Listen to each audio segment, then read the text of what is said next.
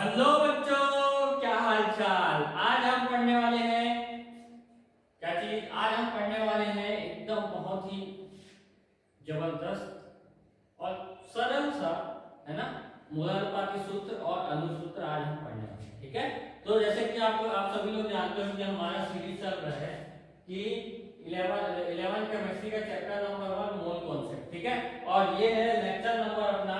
Lecture number कितना है? Lecture number है ये 4। कितना है? लेक्चर 4। ठीक है, तो हमने कल क्या क्या पढ़ लिया था? कल तक क्या क्या पढ़ लिया था हमने? कल तक पूरे जो भी बेसिक है मोल कॉन्सेप्ट है वो कंप्लीट कर लिए थे। ठीक है, मोल क्या है अपन ने कंप्लीट कर लिए थे, अच्छे से जान लिए थे। ठीक है, आज अपन करने क्या वाले हैं? आज अपन करने वाले हैं दो चार चीजें करेंगे। आज ज्यादा कुछ है नहीं, लेकिन उसी में टाइम चला जाएगा। तो सबसे पहला है, आज अपन करने वाले हैं कल का जो कल तक जो पढ़े थे उसका अपन रिवाइज करेंगे। क्या करेंगे? रिवाइज करेंगे। और रिवाइज कैसे करेंगे? क्वेश्चन के साथ करेंगे। ठीक है, दूसरा जो है अपन करने वाले हैं एम्पिरिकल और मॉलिक्यूलर फार्मूला डिराइव कर, मतलब मॉलिक्यूलर फार्मूला बताने वाले हैं। मॉलिक्यूलर फार्मूला, मॉलिक्यूलर एंड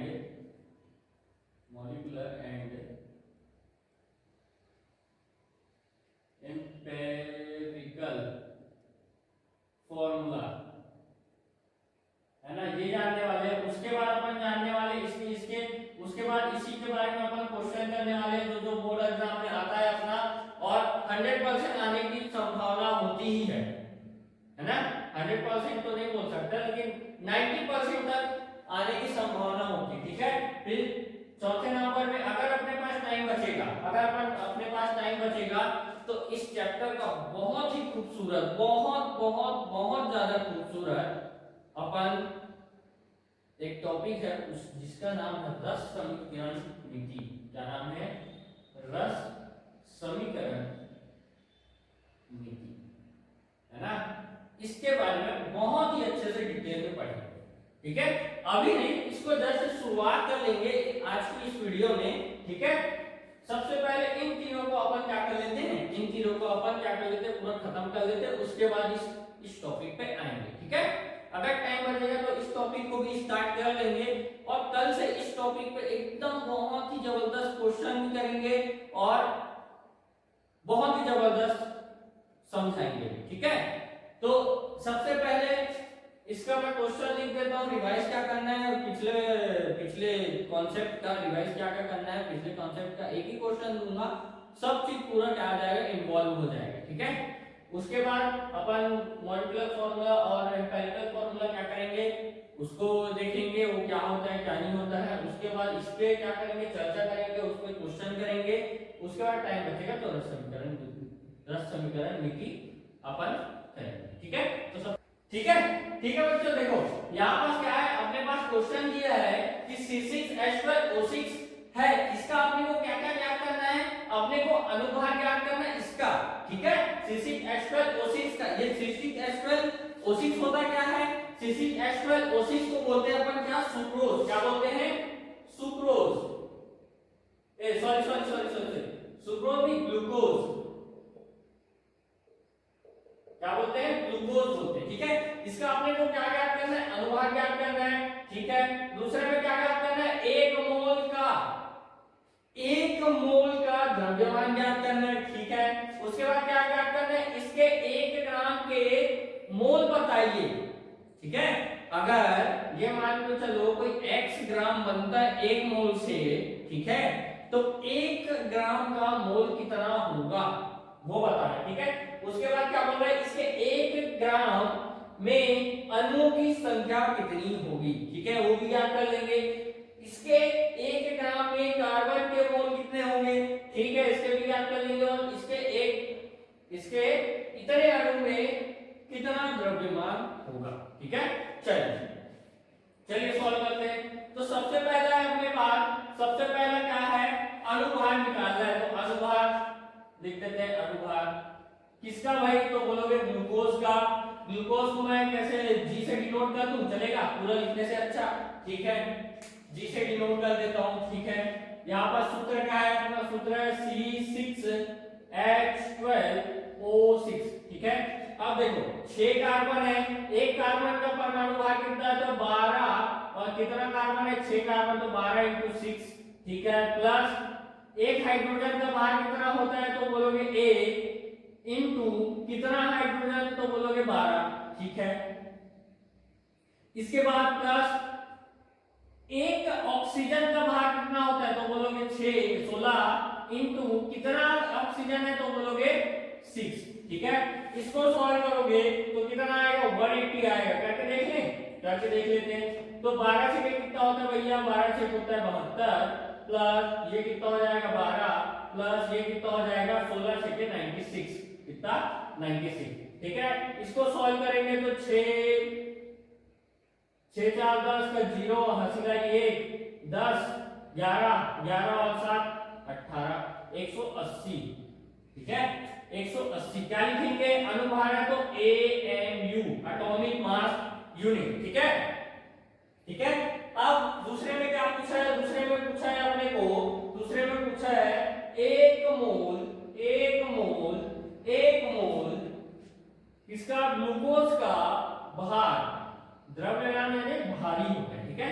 तो अपन डायरेक्ट इसका मैं क्या निकाल सकता हूं, डायरेक्ट अपन क्या मोल इक्वेशन लिखते हैं, तो मोल इक्वेशन लिख देते हैं, ठीक है भैया। सॉल्यूशन लिखेंगे, मोल इक्वेशन क्या होता है, 1 मोल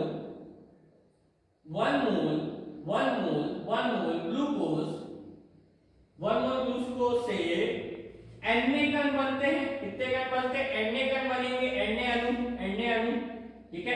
Na क्या होता है, 6.022 into 10 की पावर 23 अणु, ठीक है, ठीक है। इतने Na अणु बनेंगे, ठीक है। अब इस Na अणु से जो उसका परमाणु भार होगा, जो उसका क्या होगा, परमाणु भार होगा, वही उसका क्या होगा, मोल होगा। क्या है, सॉरी, जो उसका परमाणु भार होगा वही उसके 1 मोल का, एक मोल का क्या भार होगा, ठीक है। तो कितना है, 180 ग्राम, ठीक है।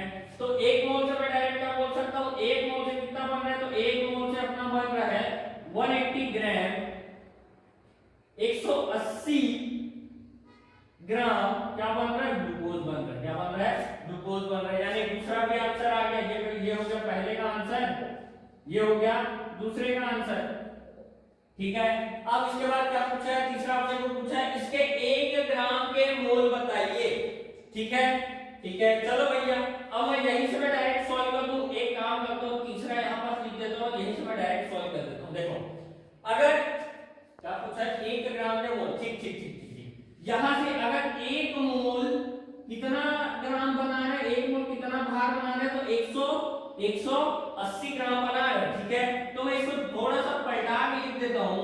पलटा के कैसे लिखूं, पलटा के मैं ऐसा लिख देता हूं कि 180 ग्राम अगर 1 मोल ग्लूकोज बनाता है, कितना मोल बनाता है, 1 मोल अगर ग्लूकोज बनाता है, तो अगर मैं इसको 1 ग्राम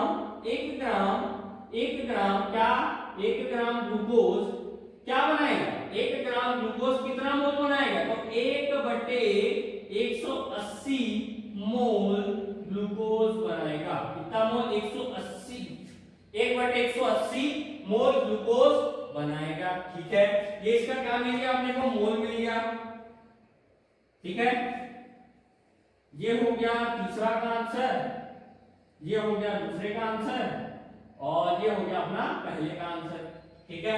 यहां तक समझ में आया, कुछ नहीं किए हैं। जो अनुभार अपना निकाले, अनुभार कैसे निकालते वो तो पता ही है, 180 निकल गया अपने पास, कितना 180, ठीक है। उसके बाद जो अनुभार ही होता है, वो 1 मोल में लेंगे तो वही उसका क्या बन जाएगा, वही उसका भार बन जाता है, ठीक है। 1 मोल का भार बन जाता है, ठीक है। उसके बाद मैं यहां से कुछ नहीं किया हूं, यहां से मैं एक छोटा सा मोल इक्वेशन लगाया, यानी इकाई विधि लगाया हूं। मोल इक्वेशन में अपन लिखते थे, अगर 1 मोल ग्लूकोज लेते हैं, क्या लेते हैं, अगर 1 मोल अपन ने आपने क्या लिया, ग्लूकोज लिया, तो उससे 180 ग्राम ग्लूकोज बनता है, ठीक है। इसको मैं थोड़ा सा पलटा के लिख दिया कि 180 ग्राम अगर अपन ग्लूकोज लेते हैं तो उससे 1 मोल ग्लूकोज बनेगा। बात सही है कि नहीं? बिल्कुल हाँ सर, बात सही है। उसके बाद मैं क्या किया कि 180 ग्राम को मैं इधर क्या कर दिया, गुना कर दिया, तो 180 ग्राम सॉरी 1 ग्राम ग्लूकोज से मेरे को कितना मोल प्राप्त हुआ, तो आप बोलोगे 1/180 मोल ग्लूकोज प्राप्त हुआ, ठीक है। कहां तक हो गया, 1 2 3, ठीक है। ये 3 क्वेश्चन अपना क्या हो गया, बन गया, ठीक है। अब इस चौथे क्वेश्चन को करते हैं, चौथे पांचवें और छठवें को करते हैं। उसके लिए मेरे को मिटाना पड़ेगा, मिटा दूं, ठीक है भैया, ठीक है सर, मिटा दो, कोई दिक्कत नहीं है ना, कोई दिक्कत, ठीक है। मैं इसको थोड़ा सा रख देता हूं, अभी काम आएगा। देखो इसके 1 ग्राम, हाँ ये वाला, इसके 1 ग्राम में अणुओं की संख्या, ठीक है, 1 ग्राम में अणुओं की संख्या। अब देखो कितना नंबर है, चौथा, चौथा D D D D D D D, ठीक ठीक ठीक ठीक।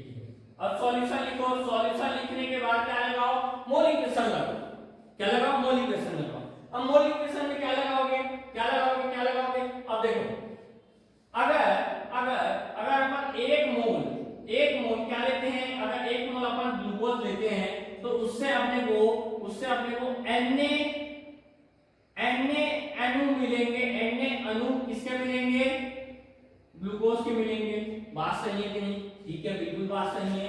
उसके बाद अगर Na अणु ग्लूकोज के मिलेंगे तो Na अणु होंगे तो उसका कितना ग्राम होगा, तो आप बोलोगे 180 ग्राम होगा, 180 ग्राम ग्लूकोज होगा, क्या होगा, 180 ग्राम ग्लूकोज होगा। बात सही है कि नहीं, ठीक है। तो मैं यहां से क्या कर दूं, इसको छोड़ देता हूं, इन दोनों को मैं लिख देता हूं, ठीक है। तो मैं क्या लिख सकता हूं, अगर 180 ग्राम मेरे पास ग्लूकोज है, ठीक है, अगर 180 ग्राम ग्लूकोज है तो मेरे पास ये तय है कि उसमें Na अणु ग्लूकोज के होंगे, ठीक है। बात सही है कि नहीं, ठीक। अब यहां से मेरे को कितना कितना ग्राम निकालना है, अब यहां से मैं 1 ग्राम ग्लूकोज लेता हूं तो मेरे को कितना अणु प्राप्त होंगे, तो आप बोलोगे Na/180 अणु प्राप्त होंगे किसके, ग्लूकोज के, ठीक है। यहां तक समझ में आया, कितना अणु प्राप्त होगा, Na/180 अणु प्राप्त होंगे ग्लूकोज के। इसका मैं फॉर्मूला में भी लिख सकता हूं कि 6.022 into 10⁻23, इसको मैं डिवाइड कर दूं 180 से, तो इतना अणु किसके प्राप्त होंगे, ग्लूकोज के अपने को प्राप्त होंगे, ठीक है। तो एक चौथा क्वेश्चन भी बन गया। अब आते हैं पांचवा क्वेश्चन की तरफ। तो पांचवा क्वेश्चन क्या बोल रहे हैं अपने को कि इसके 1 ग्राम में कार्बन के मोल कितने होंगे, 1 ग्राम में कार्बन के मोल कितने होंगे, ठीक है। उसके लिए थोड़ा सा और बता देता हूं, यहां पास में इसको छोड़ देता हूं, ठीक है, इसको छोड़ देता हूं, ठीक है। अब देखो ई नंबर, इसको मैं डायरेक्ट सॉल्यूशन करता हूं और फार्मूला से डिराइव करता हूं, फार्मूला लगाता हूं। फार्मूला क्या था, अगर क्या करें, ठीक, अगर तत्व का क्या निकालना है, तत्व का मोल निकालना है, तत्व का मोल, ठीक है। किसका निकालना है, कार्बन तत्व का मोल निकालना है, तो वो बराबर होता है, वो किसके बराबर होता है, यौगिक का मोल, यौगिक का मोल इनटू में क्या, एटॉमिसिटी, एटॉमिसिटी यानी तत्वों की संख्या, क्या, तत्व की संख्या, कल याद है यही बताया था, ठीक है। अब तत्व कार्बन का मोल क्या करना है, कार्बन का मोल, तो बराबर होगा यौगिक का मोल। अब देखो यौगिक का मोल यहाँ पास क्या होगा, ये क्या बोल रहा है, क्वेश्चन को ध्यान से समझो, क्या बोल रहा है, इसके 1 ग्राम में यानी इसके ग्लूकोज के 1 ग्राम में कार्बन के मोल, ठीक है। तो अगर अपन ग्लूकोज को 1 ग्राम लेते हैं तो ग्लूकोज के 1 ग्राम में 1/180 मोल प्राप्त होते हैं, सही बात है कि गलत बात है, ठीक है। कितना मोल प्राप्त होता है अपने को, 1 ग्राम अगर ग्लूकोज लेते हैं तो 1/180 मोल ग्लूकोज प्राप्त प्राप्त होता है अपने को, ठीक है। ठीक है, तो यहाँ पर मैं क्या रख दूं, तो यहाँ पर मैं रख देता हूँ 1/180 मोल, क्या रख दूं 1/180 मोल। इसको मैं गुना कर देता हूँ कि किससे, तत्व की संख्या से। अब देखो ग्लूकोज का सूत्र क्या है, ग्लूकोज का सूत्र देखो, ग्लूकोज का सूत्र कहाँ है, यहाँ है। ग्लूकोज का सूत्र कितना कितना कार्बन आ रहा है, 6 कार्बन, तो किससे किससे इंटू करूंगा, तो 6 से, ठीक है, किससे 6 से। अब यहां से मैं क्या कर दूं 6 या 18 और 0 का 0, तो कार्बन के मोल कितने आ गए, कार्बन के मोल कितने आ गए 1/30, कितना 1/30, 1/30 मोल आ गए, 1/30 मोल कार्बन के आ गए। अगर अपन 1 ग्राम ग्लूकोज को लेते हैं, 1 ग्राम ग्लूकोज का मतलब है 1/180 मोल ऑफ ग्लूकोज, ठीक है, ठीक है, ये भी हो गया। अब ठीक है भैया, अब ये लास्ट वाला करके बताओ, ठीक है, इसको भी कर देते हैं। लास्ट वाला क्या पूछ रहे हैं कि अगर अपन 10 की घात 23 1 गुणित 10 की घात 23 अणु लेते हैं, है ना, इसको मैं हाँ ठीक है, इसको मैं इकाई विधि से ही सॉल्व कर देता हूं। तो सॉल्यूशन लिखते हैं, क्वेश्चन अपने पास है, कोई दिक्कत वाली बात नहीं है। 1 × 10 की घात 23 अणु का द्रव्यमान अपने को जानना है।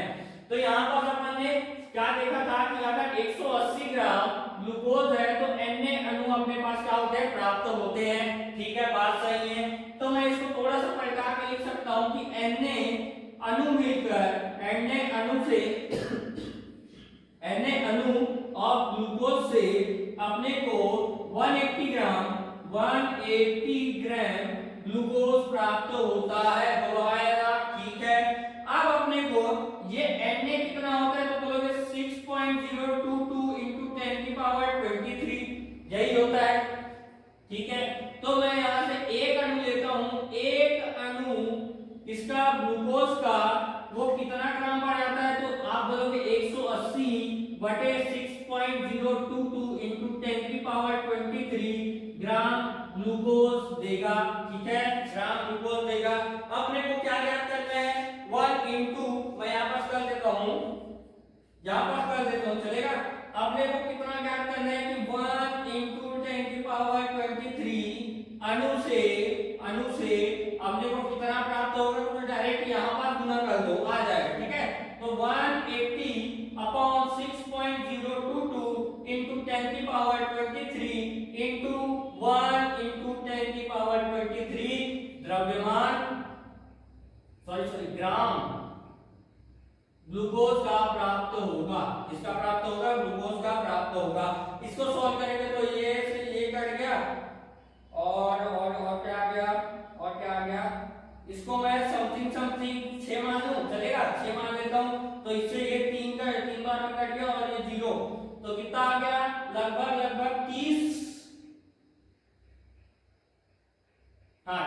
30 ग्राम ग्लूकोज आ गया, कितने अणु से, 1 × 10⁻23 अणु से, ठीक है, ठीक है, ठीक है जी, कोई दिक्कत तो नहीं है ना, ठीक है, कितना आएगा, जहां तक बिल्कुल एकदम कंठस्थ समझ में आ जाए, आ गया होगा, ऐसा मैं आशा करता हूं आपसे, ठीक है। अगर नहीं आया होगा तो एक बार वीडियो को और एक बार रिपीट करके और देख लेना, ठीक है। ये सिर्फ रिवाइज था, क्या था, रिवाइज, ठीक है। अगर मैं थोड़ा सा स्पीड में बोल रहा था क्योंकि ये सिर्फ रिवाइज है, ठीक है। अब इसके बाद अपने को करना है, अपने को क्या ज्ञात करना है, मूलानुपाती सूत्र और अणुसूत्र के बारे में ज्ञात करना है। तो ठीक है, इसको अगर नोट डाउन करना चाहो तो स्क्रीनशॉट ले लीजिए, ठीक है, और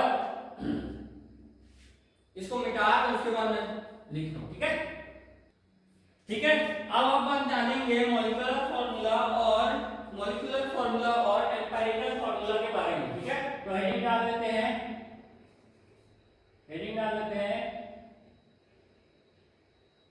मॉलिक्यूलर and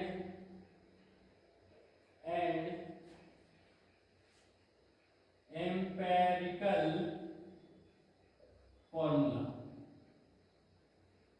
ठीक है, अब देखो एकदम बिल्कुल बिंदास होकर समझो, कोई दिक्कत वाली बात नहीं है।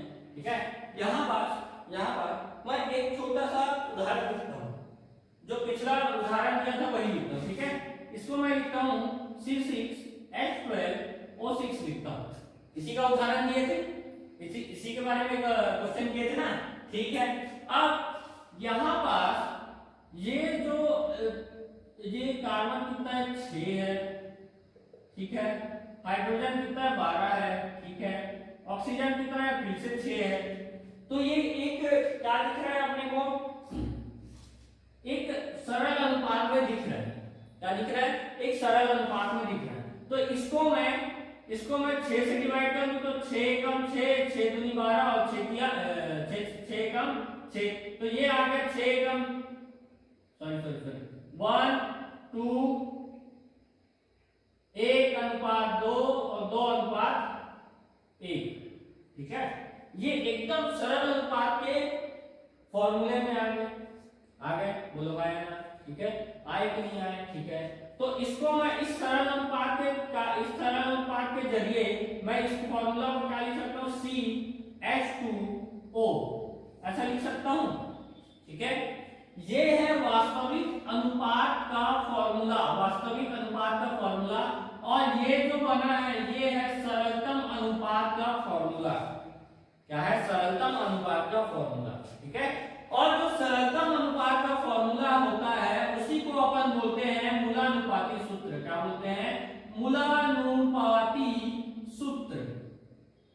क्या बोलते हैं, मूलानुपाती सूत्र, यानी कि एम्पिरिकल फॉर्मूला। ठीक है, और ये जो वास्तविक क्या है, वास्तविक अनुपात में जो अपने पास सूत्र जो उपस्थित है इसको बोलते हैं अणुसूत्र। क्या कहते हैं, अणुसूत्र कहते हैं। ठीक है, इंग्लिश में बोलते हैं इसको मॉलिक्यूलर फॉर्मूला।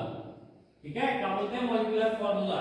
ठीक है, तो इसकी परिभाषा अगर लिखना चाहो तो मैं जो बोल रहा हूं वो आप नोट डाउन कर लेना।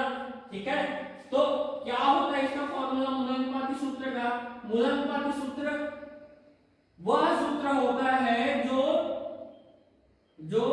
किसी यौगिक का सरलतम अनुपात को दर्शाता है। क्या दर्शाता है, वो सरलतम अनुपात को दर्शाता है। कौन, मूलानुपाती सूत्र। ठीक है, और अगर अणुसूत्र के बारे में बात करें तो अणुसूत्र क्या करता है कि अणुसूत्र जो होता है वो वास्तविक यौगिक के वास्तविक अणुओं की अनुपात को दर्शाता है।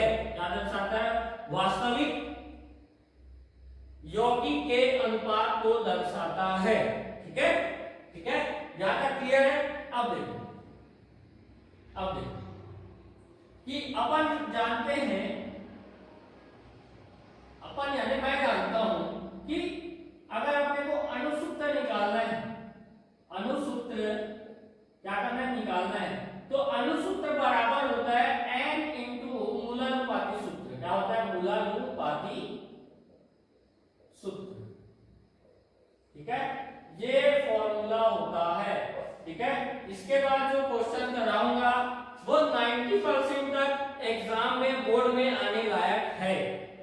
ठीक है, वैसा एकदम डिक्टो नहीं आएगा ऐसा मैं नहीं बोल सकता, लेकिन ये क्वेश्चन ज्यादातर पूछता ही है। ठीक है, थोड़ा सा अभी समझ जाओ, उसके बाद क्वेश्चन पे आते हैं। ठीक है, तो अणुसूत्र बराबर होता है n इंटू मूलानुपाती सूत्र। ठीक है भैया, ठीक है, यहाँ तक ठीक है। लेकिन अणुसूत्र तो जानते हैं, मूलानुपाती सूत्र जानते हैं, ये n क्या होता है, ये n किस बल का नाम है, इसका भी फॉर्मूला बता दो। ठीक है भैया, तो बता देते हैं n बराबर होता है n बराबर क्या होता है, तो n बराबर होता है कि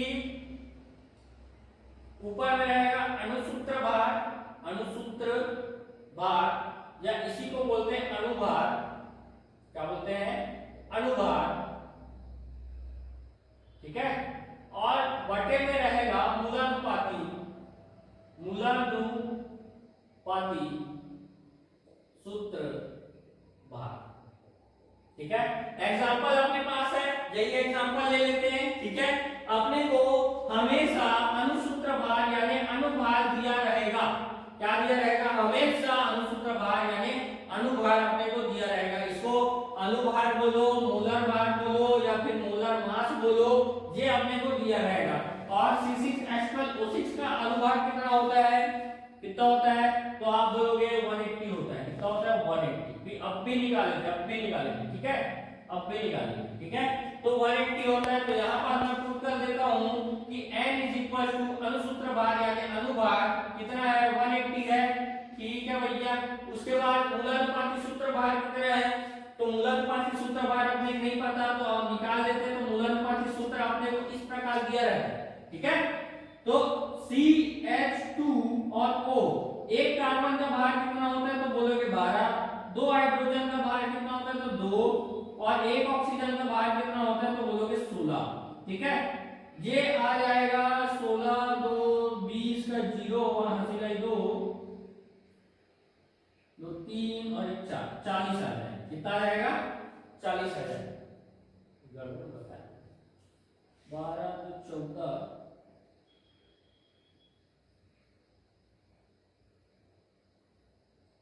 ठीक। कितना आएगा? 30 आएगा। कितना? 30। ठीक है, कितना आ जाएगा? 30 आ जाएगा। इसको अगर मैं सॉल्व करूं तो कितना आ जाएगा? n 6 आ जाएगा। 0 से 0 क्या?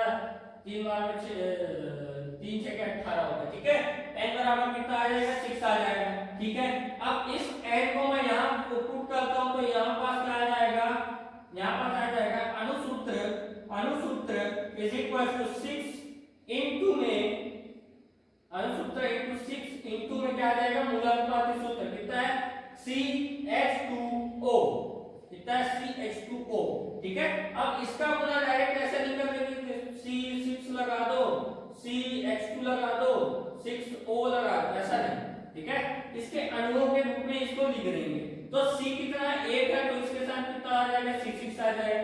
अब H कितना है? 2 है, तो 6 दूनी कितना आ जाएगा? 12 आ जाएगा। तो H12 आ जाएगा। ठीक है, फिर O कितना है? 1 है, तो O 6 आ जाएगा। ठीक है, यही क्या है? अपना अणुसूत्र आ गया। क्या आ गया? अणुसूत्र आ गया।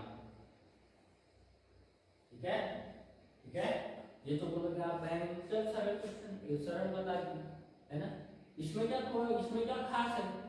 ठीक है भैया, इसमें खास है। ठीक है, ये मूलानुपाती सूत्र पहले आपको निकालना पड़ेगा क्वेश्चन में। ठीक है, इसके बाद यही इसी एग्जांपल, यही अपने को सरल मिल रहा है ना, इसी एग्जांपल से अपन क्या करेंगे? अपन क्या बोलते हैं उसको?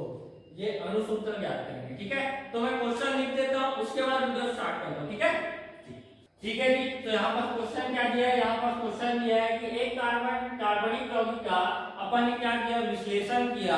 ठीक है, तो उसमें क्या क्या प्राप्त हुआ? उसमें अपन को कार्बन प्राप्त हुआ, हाइड्रोजन प्राप्त हुआ और ऑक्सीजन प्राप्त हुआ। ठीक है, कार्बन, हाइड्रोजन और ऑक्सीजन पाया गया, जिसमें कार्बन कितना पाया गया? 40%। उसके बाद हाइड्रोजन कितना पाया गया? तो बोलोगे 6.67% पाया जाएगा। ऑक्सीजन अपने को नहीं बताया, लेकिन वो भी पाया गया। ठीक है, ऑक्सीजन अपने को नहीं बताया, कोई दिक्कत वाली बात नहीं है। उसके बाद यौगिक का अणुभार अपने को प्राप्त हुआ है 180। कितना? 180। क्या में पाया गया? अणुभार बोला यानी किसमें होगा? AMU में होगा। ठीक है, उसके बाद तो इसका बताइए, इस यौगिक का अणुसूत्र भार बताइए। अणुसूत्र भार बताइए। ठीक है, कोई दिक्कत नहीं है, कोई दिक्कत नहीं, आराम से बनाएंगे, कोई दिक्कत नहीं। यहां पर सबसे पहले ऑक्सीजन का भार निकाल लेते हैं। तो देखो, जो भी अपने को यौगिक मिला है, ठीक है, मान लो कोई यौगिक, जैसे क्या बोलिए, मान लो कोई यौगिक मिला है। ठीक है, जैसे मान के चलो यहाँ पास कोई मैंने विलियन बनाया है। क्या बनाया? विलियन बनाया है। ठीक है, अब विलियन को मैंने भेज दिया कहाँ? लैब में। जाओ वैज्ञानिक लोग टेस्ट करो इसका क्या क्या मिलाया, मैंने सब चीज बताओ ऐसा करके। ठीक है, तो तो मैं भेज दिया कहाँ, वैज्ञानिकों के पास लैब में, ठीक है। तो मैं मेरे को तो पता है इसमें नमक मिलाया था, ठीक है, इसमें मिलाया था मैं शक्कर मिलाया था, ठीक है, और क्या था, पानी था, पानी में मिलाऊंगा, सिंपल सी बात है, पानी में तो मिलाऊंगा, ठीक है। अब मैं ये पूरा टोटल कितना मिलाया था, टोटल कितना बनाया था, टोटल बनाया था मैंने 100 ml, कितना 100 ml, कितना 100 ml मैंने बनाया था, कितना ml 100 ml मैंने बनाया था, ठीक है। अब नमक उनको मिला, नमक उनको नहीं ग्राम में ले लेते, ठीक है, तो 100 ग्राम मैंने बनाया था, ठीक है। तो नमक उनको मिला कितना 5 ग्राम, जाए मान के चलो 6.67 ग्राम, ठीक है। शक्कर कितना मिला उनको, शक्कर मिला उनको, शक्कर उनको मिला, उनको नहीं बताया उन्होंने, शक्कर मिला लेकिन उन्होंने नहीं बताया, ठीक है। और पानी कितना मिला उनको, पानी मिला उनको 40%, 40 ग्राम, कितना ग्राम 40 ग्राम, ठीक है। अब अपने को मिलियन पता है कितना का है, 100 ग्राम का है, कितने ग्राम का है, 100 ग्राम का है, ठीक है। तो आपने को इतना इतना दे दिया, शक्कर क्या निकाल सकते हैं, निकाल सकते हैं, नहीं निकाल सकते, शक्कर कैसे निकालेंगे, शक्कर कैसे निकालेंगे, 100 में से इन दोनों को माइनस कर देंगे, कितना 6.67 प्लस 40, ऐसा करके इसको माइनस कर देंगे तो ये आ जाएगा, ये आ जाएगा 53.67 ग्राम, ठीक है। किसका भार है, शक्कर का भार है, किसका भार है, शक्कर का भार है, ठीक है, ठीक है, ठीक है। तो अपने को जो भी परसेंट में अगर दिया रहेगा और अपने को बोल दिया कि यही तीनों यौगिक आप मिलके क्या बनाए हैं, कोई यौगिक बनाए, यही तीनों तत्व मिलके क्या बनाए, यौगिक बनाए हैं, ठीक है। तो यही तीनों का जो परसेंटेज है, यही तीनों का परसेंटेज मिला के क्या हो जाएगा, 100% तो हो जाएगा ना, हो जाएगा कि हो जाएगा। जैसे यहाँ पर मैं तीन यौगिक, तीन तत्व मिलकर क्या क्या बनाया था, क्या बनाया था, कोई घोल बनाया था, ठीक है। तो उससे मेरे को लैब में भेजा तो इतना इतना सबका मिल गया, लेकिन ये जो शक्कर जो है उसका नहीं बताया लैब वालों ने, तो मैंने कैसे निकाल लिया, निकाल लिया, निकाल लिया, ठीक है। उसी प्रकार इसका भी अपन निकाल लेते हैं, इसका भी अगर निकालेंगे तो परसेंटेज कितना होगा, तो बोलोगे 100, ठीक है। उसके बाद इसको किसको पर माइनस करेंगे, तो 40 को भी माइनस कर देंगे 100 में से, उसके बाद 6.67 को भी माइनस कर देंगे, कितना आ जाएगा, ऑक्सीजन का भार आ जाएगा कितना 53.67% आ जाएगा, कितना 53.67% आ जाएगा, देख लेते 63%, ठीक है, 63% आ जाएगा, ठीक है। इसका ऑक्सीजन का, ठीक है। अब यहाँ से अपने को क्या क्या मिल गया, अपने को तीनों का परसेंटेज मिल गया, ठीक है, तीनों का परसेंटेज मिल गया। अब यहाँ से अपन क्या करेंगे, सॉल्यूशन लिखेंगे, सॉल्यूशन इसका सॉल्व करने का एक छोटा सा ट्रिक है, क्या है, एक छोटा सा ट्रिक है। सबसे पहले क्या करना, सबसे पहले सभी तत्वों को एक लाइन में जमा कर दो, कार्बन, हाइड्रोजन, ऑक्सीजन, ठीक है। अब इसका परसेंटेज लिखो, क्या लिखो, परसेंटेज लिखो, परसेंटेज कितना है, तो 40%, उसके बाद 6.67%, उसके बाद कितना है 53.63%, ठीक है। अब इसी को तुम क्या कर दो, इसको ना ग्राम में चेंज कर दो, क्या किसमें चेंज कर दो, ग्राम में चेंज कर दो। ग्राम में चेंज करने के लिए इसलिए बोल रहा हूं क्योंकि ये जो यौगिक है वो अपन मान के चलते हैं कि कितना टोटल कितना ग्राम हो जाएगा, टोटल बोलोगे तो 100 ग्राम का हो जाएगा, ऐसा अपन मान के चलते हैं, ठीक है। तो 100 ग्राम में ये तो 40% है, ये इतना है, ये इतना है, तो उसी का वो क्या हो जाएगा, भार भी हो जाएगा, ठीक है। तो 40 का 40% है तो कितना हो जाएगा, 40 ग्राम हो जाएगा, ठीक है। इसको भी ग्राम में चेंज कर देंगे तो 6.67 ग्राम हो जाएगा, ठीक है। इसको अगर ग्राम में चेंज करें तो ये भी कितना हो जाएगा, 53.63 ग्राम हो जाएगा, ठीक है। अब इसका क्या निकालो, इसका मोल निकालो, ये हो गया स्टेप 1, स्टेप 1 क्या करना, ग्राम में लिखना, ग्राम में लिखना, ठीक है। अब लिखेंगे स्टेप 2, स्टेप 2 क्या करना है, इसका अब मोल निकालना है, क्या निकालना है, मोल निकालना है। अब मोल निकालने के लिए अपन जानते हैं क्या कर सकते हैं, मोल बराबर होता है भार बटे अनुभार। क्या होता है, भार बटे अनुभार या परमाणु भार या मोलार भार, जो भी बोलना है बोलो, ठीक है। मोल बराबर क्या होता है, भार बटे अनुभार। तो इसके इसके अपन परमाणु भार से अपन क्या कर देंगे, डिवाइड कर लेंगे। तो इसका क्या आ जाएगा, 40 बटे 12 आ जाएगा। कार्बन का परमाणु भार कितना होता है, 12, ठीक है। इसका कितना आएगा, 66.67 बटे कितना आ जाएगा, हाइड्रोजन का कितना होता है, तो 1 होता है, ठीक है। इसका कितना आ जाएगा, तो ऊपर में आ जाएगा 53.63 भार बटे अनुभार। इसका परमाणु भार कितना होता है, तो बोलोगे 16। तो इसको सॉल्व करोगे तो कितना आएगा, इसको सॉल्व कर लो, इसको सॉल्व करोगे कितना आएगा, 36।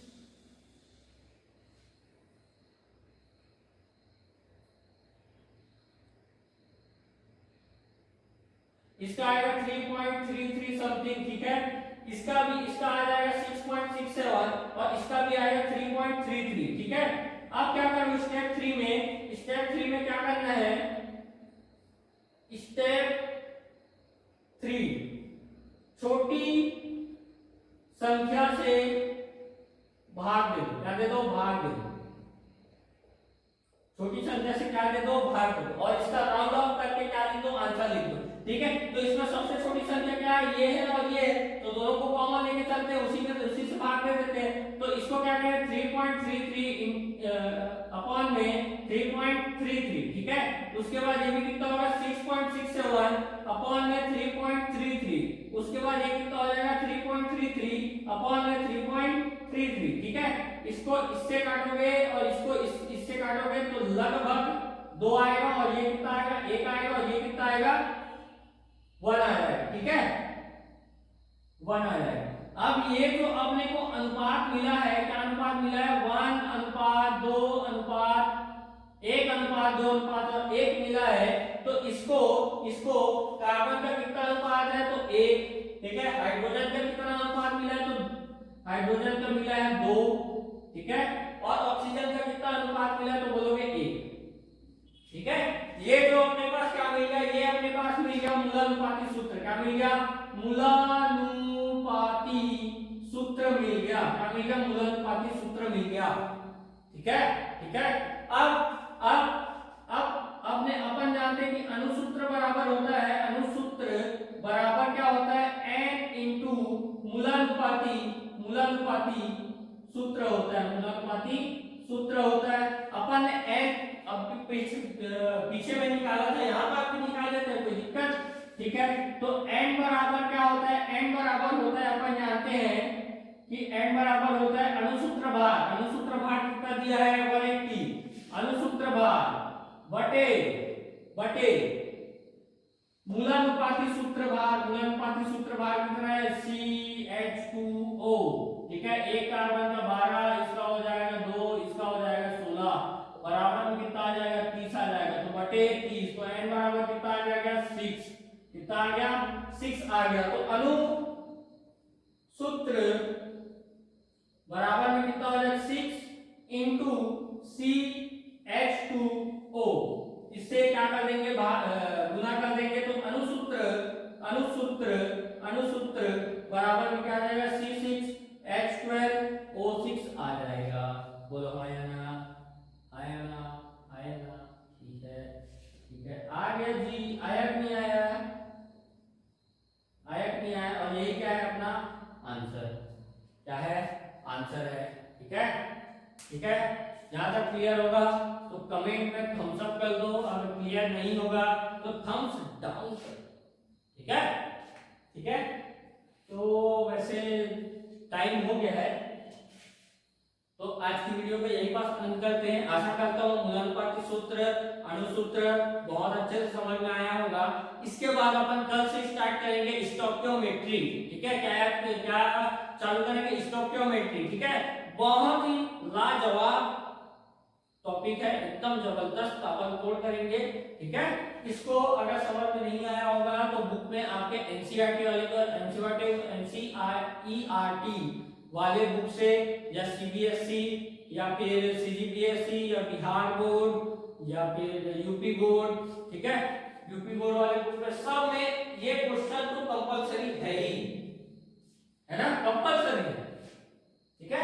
अगर नहीं होगा तो इसके सिमिलरली और क्वेश्चन होंगे, उनको करना। अगर एक दो बार तीन बार अगर कर लिए, तीन क्वेश्चन भी कर लिए तो आपको क्या हो जाएगा, एकदम कंटेस्ट हो जाएगा, ठीक है। स्टेप याद रखना, स्टेप क्या याद रखना कि जब सबसे पहले परसेंटेज को किसमें चेंज करना, ग्राम में चेंज करना, फिर उसका क्या निकालना, मोल निकालना, ठीक है। मोल निकालने के बाद क्या करना, सबसे जो छोटी संख्या आता है, छोटा जो मोल आता है, मोल, उससे अपने को क्या कर देना है, सभी इस मोल को क्या कर देना है, डिवाइड कर देना है, ठीक है। उसके बाद जो अपने को अनुपात आता है, ठीक है, अनुपात आता है, उसको अपने को इस अनुपात में लिखना है और इस अनुपात के अकॉर्डिंग सभी को क्या कर देना है, जमा देना है। जैसे कार्बन का एक आया तो एक लिखे, हाइड्रोजन का दो आया था तो दो लिखे, ऑक्सीजन का एक आया तो एक लिखे। अगर अगर मान के चलो किसी में जैसे मान के चलो यहाँ पर 1.5 आ जाता है या 1.6 आ जाता है, 1.7 आ जाता है ना, यानी कि 1.4 से कोई बड़ा आ जाता है ना, कोई बड़ा राउंड ऑफ में आ जाता है ना, तो उसको क्या करना, उसका गुना, मतलब इस तीनों का गुना पूरा 2 से कर देना। जैसे 1.2 आया है किसी में तो उसका गुना 2 से कर देना, फिर उसको क्या कर देना, 3 बना देना, ठीक है, ऐसा कर देना। जब किसी में 2.5 आया है, 2.5 का गुना 2 से कर देना, फिर उसको क्या कर देना, कितना हो जाएगा, 5 आ जाएगा, ऐसा पूरा क्या कर देना है, इसको गुना कर देना, फिर उसके रेशियो में लिखना है, ठीक है, उसके रेशियो में लिखना है, ठीक है, ठीक। तो आशा करता हूँ यहाँ तक बहुत अच्छे से समझ में आया होगा, है ना। फिर कल मिलते हैं, जय हिंद।